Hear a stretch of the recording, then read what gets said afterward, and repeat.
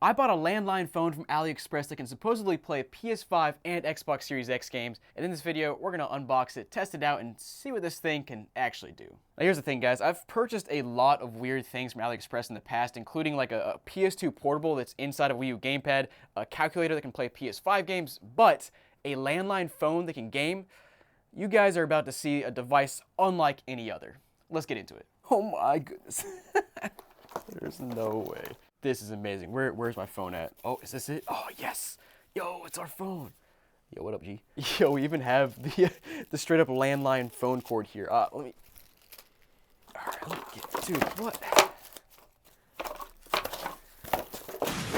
Might be the worst box design in all of history. So guys, I've been exploring this device a bit, trying to get a lay of the land here and just figure out what I'm dealing with, because this thing is absurd. So first of all, as you can see here, we do have our phone device here. We actually have of course our component that actually connects the phone to the device, which it's very nostalgic. But let me just go ahead and take you through the base here and show you what's going on. So first of all, we have the spot where your phone rests, and we'll get into that in a minute. I'll kind of show you how that works. But we also have our buttons here, which are very cool. They're actually large, so this is kind of like a grandpa kind of phone, where you come in there and you'll be like, oh honey, I gotta call my grandson, 6578. They can see the numbers there. No, but seriously though, can you actually imagine your grandma playing games on her landline phone? It's just insane. Now, PS5 games, you'll find out later if those work, but I will go ahead and spill the beans about PS4 games.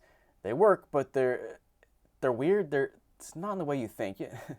You'll see. And then flipping to the back, we actually have a little compartment here that has a 1400 milliamp hour battery, and wait for it. Oh, we have dual SIM 1 and SIM 2. We also have SD card slots, so you can, probably load on some of your own stuff if you want to. Flipping to the front here, you can see there's clearly some sort of screen component here. And this thing, I'll show you in a minute what it is, because it's pretty dang cool. And then, yeah, flipping to the front here, let's go ahead and plug back in our little phone here, because that's just, I don't know, so satisfying. Click, then you pop it into place here. And also, I just noticed the screen on this thing is actually not centered. Wow, that's gonna annoy me. But yeah, let's turn it on. All right, so boot it up here, and you can see we have a screen. It does boot, and actually I've not done this yet. Let's go ahead and do a little peely here. OMG! You can see we got our time here. We've got our phone, our WhatsApp, and it looks pretty standard here. It's like, I actually thought it ended here, but then guys, watch this. There's more apps. We have Tuba Smart, no clue what that is. We got a browser, contacts, clock, gallery, messaging, settings, music, sound recorder, camera, calendar, email, in case grandma wants to take some photos on her landline that's plugged in next to her fridge. I don't know why these things are on here. Like, that's besides the point. Let's keep going. I said it's an Android, so watch this. You scroll from the top, you can see our standard Android stuff. You got Wi-Fi, Bluetooth, all that good stuff. And if we click on settings here, scrolling down, we can see our storage. We actually have 8 gigs built in, which doesn't sound like much until you remember this is a landline phone. That's 8 gigs more than I've ever seen in a landline phone before, so that's kind of cool. Android version 9, which is very old. We're on Android version 16, I think now. So we're gonna do we're gonna hack into this bad boy and see if we can sideload some apps, try to play some games, try to play some PlayStation 5 games, Xbox Series X, probably some low level like PS2 kind of stuff as well. So let me go ahead and just dive into that. And actually, before we get into that, I didn't even show you the coolest part. Guys, we go back to the home here, watch this. You pull the phone off the stand, it pulls at the dialer, you type in your phone number. Also, I figured out this phone, you can't change the volume, at least as far as I can tell. Somehow I've made it into speaker mode now, because like I press buttons. Yeah, so that's good stuff, right? But anyways, let me go ahead and show you the goodies I got here now. So if we go back to the home menu and kind of just scroll all the way to the end here, I added Chiaki, Droid Info, PS Remote Play, XB Play, which is apparently an alternative to like the Xbox app. Couldn't get the Xbox app to work on here, or at least it would not even install. We also got Super Retro 16, which is a Super Nintendo emulator, Windows 98 simulator, PS4 simulator, a PS2 emulator. Okay, I gotta go ahead and tell you guys, this PS2 emulator, it's insane. I don't know who made it, where it came from, but you are not prepared. Trust me, you're not prepared. YouTube and, yes, fart sounds, which I think you guys need to experience for yourselves. It's quite the experience. Now, let's try out number 8 here. Oh, there we go. It's working now. Let's go. Ooh. Let's go back and try some real apps here. Now, first of all, I want to go into the Droid info, which apparently will pull some hardware info off your device and give you a bit more details about what's going on here. So we have an 800 by 480 pixel screen, which is, again, not bad for what this is. 240 DPI, 80 hertz refresh rate. That would explain why the screen is so smooth. Like, look at that. It's smooth, honestly. And it's an ARM v7 processor, chipset, that right there. And we also have, looks like 1 gig of RAM. I forgot we have a camera here. Hold up. Oh, yo, before we try anything else, we gotta try this camera. Hold up. Yo, that's like actually not bad. All right, let's go back though now. Next up, we're gonna try out some emulation. Let's go ahead and start with Super Nintendo. So I already loaded up one ROM on here. I think I put New Super Mario World, or New Super Mario Land, excuse me. Let's go ahead and boot this bad boy up and see if it works. Dude, what did I load up on here? I thought I was putting Super Mario World, but I put New Super Mario Land for the Super Nintendo. That makes no sense. But anyways, let's try to play this game. Because what is this? Does it work? Okay, so the menu button works. I wonder if I can like actually use the real buttons here. That would be nice. Oh, that's tragic. Okay, so newsflash, apparently these buttons do work on this game. You just have to assign them in the emulator. Hey guys, can you imagine playing like Spider-Man 2 and you just defeated Venom by pressing like, I don't know, 42069 or something? Just stupid. But let me go and see if these touchscreen buttons will at least work. Yeah, they fat finger and everything. Oh, what the heck was that? A front flip? Yo, what? What kind of game is this? I wonder if I can hook up a Bluetooth controller to this thing and play that way. Let's give it a go.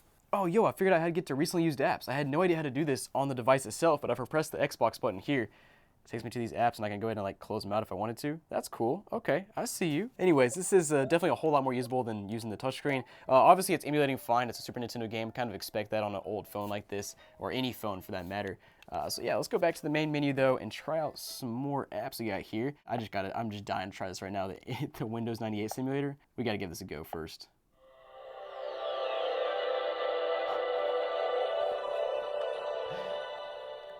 I gotta also try out the PS4 simulator because why wouldn't I want to try this? But we'll see what it does.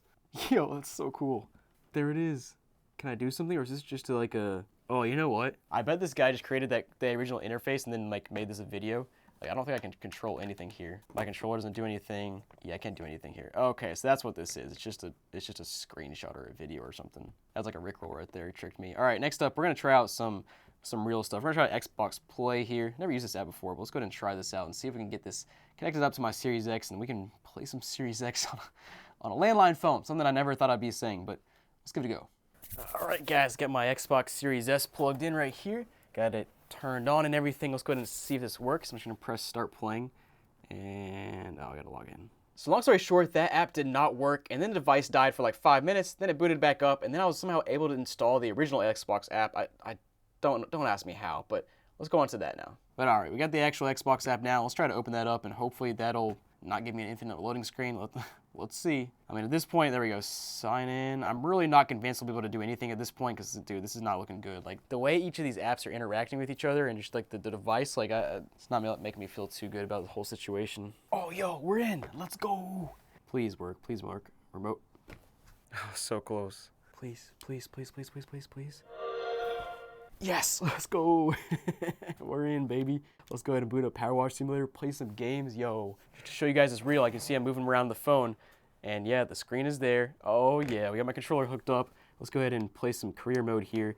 The lag is like actually, I mean, it's not good, but it's not horrible. Like, what you know about this Power Wash Simulator, boy? Playing Power Wash Simulator and your mom calls and is like, hello? Yeah, what's up? You want me to stop playing Xbox and come down for dinner? Screw you. Back to Power Wash. But all right, guys, let's go back to the main menu here. We got some more stuff we gotta try, like the PS2 emulator. Let's go ahead and give that a go. I'm not confident we can play PS2 games on this underpowered tablet, but I mean our phone. But hey, we'll try it. We'll give it a go. We'll see what happens. All right, guys, and into the app we've got a bunch of BIOS files, one ROM file, and let's see if it'll boot. What kind of emulator is this? What's going on?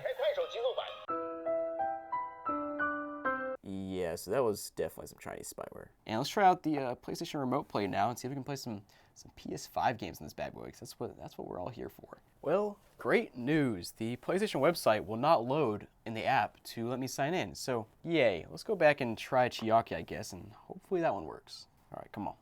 Oh, it's going. Hello? Yo, there it is. Oh, wait, it's going? Yes! Yo! I don't know what happened, but it's working now. Wait. Hold on. Moment of truth.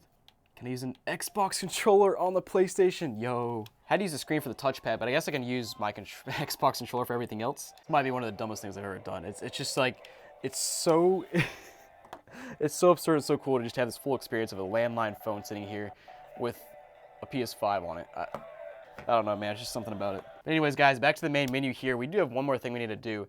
We need to break this thing down, tear it down, see what the inside looks like, see what's just going on inside of this bad boy. Let's go ahead and pop this sucker open. Oh, hold up. All right, guys, so taking a closer look at this, let me just kind of break this down for you guys. So first of all, you got your mic here. So this little wire goes over to this corner, and there is, I guess, a mic for speakerphone if you're using your speakerphone.